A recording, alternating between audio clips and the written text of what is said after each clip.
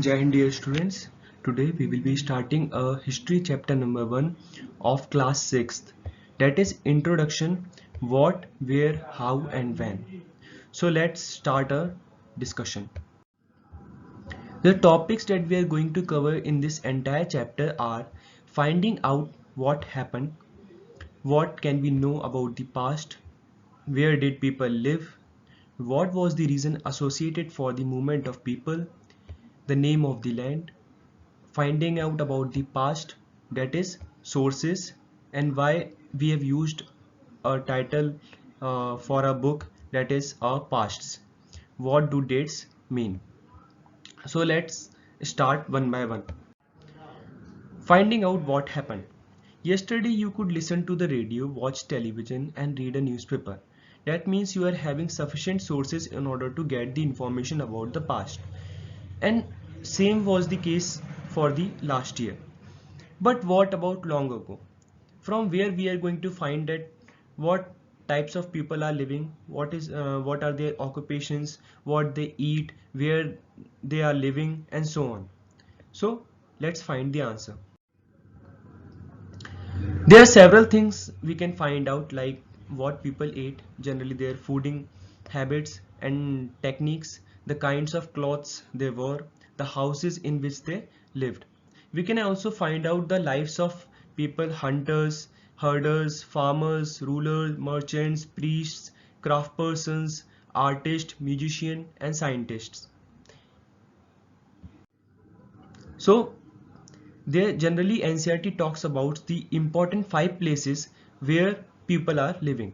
People generally live near the places where water is easily available, that is near the river or hill. So you can find here that the first settlement around 1000 years ago was near the river Narmada.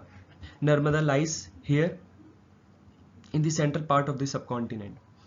Generally, people who are living here were skilled gatherers. Gatherers are the ones who know how to gather their food.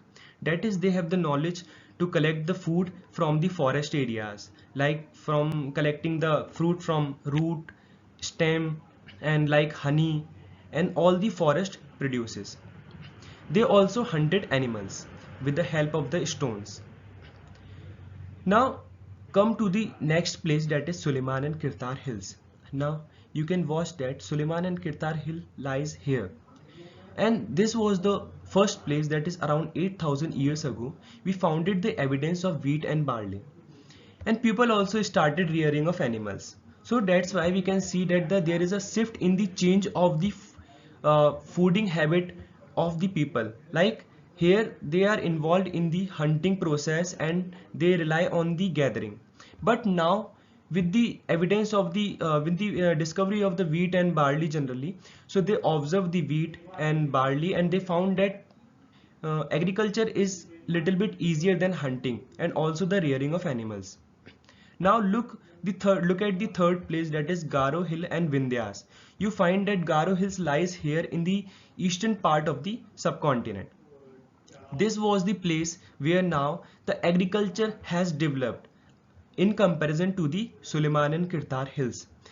And in the parts of the Vindhyas, we found the evidence of the rice, and according to the historians, rice was first grown here. Now comes to Indus and its tributaries. Around 4700 years ago, in the parts of the Indus and its tributaries, we found that earliest cities were flourished. Now, about 2500 years ago, near the Ganga and the tributaries like Sun, the emergence of new kingdom take place, that is Magad. And here also around 2500 years ago, cities developed. So you can see that how the living pattern of their livelihood is changing from skilled gatherers, that is they are relying on their hunting, to now the cities have developed. This is the process of developing the lifestyle of the people living at the particular time. Now arises the question that why people move from one place to another. Who are the ones who are moving from one place to another, and what was the reason? So generally NCERT has categorized the four types of people generally, like ordinary men and men and women. So they moved from one place to another in search of livelihood. That is to find the food, water, shelter, and also to escape from disaster. Because as you know that they are living near the rivers, so disaster, flood like situation is common in those areas. Now the merchants. Merchants generally travel in caravans and ships because they carry valuable goods and they sell from one part of the continent to another. And they also wanted to show their skills. Third one was the religious teachers. Religious teachers moved from one village to another and they stopped to offer religious instruction and advice to the people. The fourth one are those peoples who were driven by the spirit of adventure because they want to discover new and exciting places. So these movements will going to result in the intermingle of the culture because people from different part of the subcontinent, they are having different cultures, and when one or two cultures meet together at a particular place, then we can say that the enrichment of the culture will going to take place. Name of the land. So two of the words we often use for our country are India and Bharat. The word India comes from the Indus and we call Sindhu in Sanskrit. So Iranians and Greeks are the ones who travel from one part of the continent to the another. So they came through the northwest part of the subcontinent around 2500 years ago. And they were familiar with the river Indus. And they called it Hindus or Indus. So from here it arises from Sindhu to Indus and it comes the word India. And India means the land to the east of the river was called India. While the name Bharat was used for a group of people who lived in the northwest. And this the term Bharat is mentioned in the Rig Vedas. Finding out about the past, that is sources. Historians have generally relied on the certain types of sources that are required in order to know about a history. There are several ways of finding out about the past. One is to search for and read books that were written long ago, like manuscripts. So manuscripts are generally written textual records and they were written by hand. That's why we call manuscript. This comes from the Latin word manu, that means hand. These were usually written on palm leaf or on the specially prepared bark of tree known as the birch, which grows in Himalayas. These books deal with all kind of subjects like religious beliefs and practices, the lives of kings and queens, medicines and science, and besides these there were epics, poems and plays also. The languages in which the manuscripts were written are generally the three main languages are there, that is Sanskrit, other were in Prakrit and Tamil. Prakrit is one of the old language. We can also study inscriptions. Inscriptions, these are written writings on relatively hard surface such as stone or metals. Sometimes kings got their order inscribed so that people could see, read and obey them. There were many other things that were made and used in the past. Now, who are archaeologists? So those who study these objects are called archaeologists.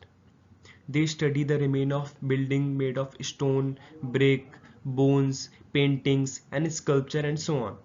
They also explore and excavate, that is dig under the surface of the earth to find tools, weapons, pots, pens, ornaments and coins, and thereafter they study them.